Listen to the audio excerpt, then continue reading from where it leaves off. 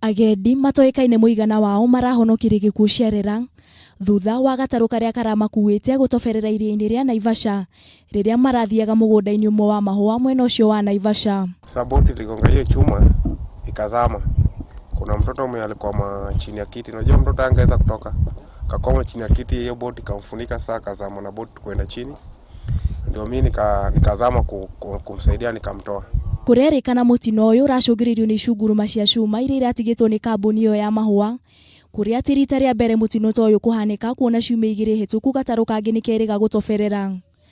Gũkĩrĩ ũguo, rũhonge rwa gũthaitĩra marĩa matũrigicĩirie NEMA nĩrũhete notithi kambuni ĩyo ya mahũa thikũ 7 nĩguo gũtigĩrĩra nĩyeheria icunguruma cia cuma icio. Barriers were not removed.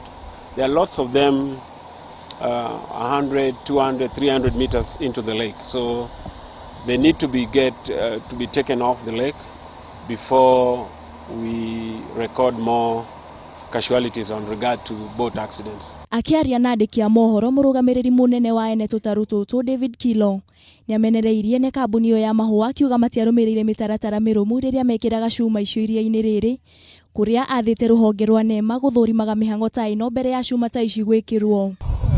The authority concerned to take action on regard to each and every metal or iron bars that have been left within the lake.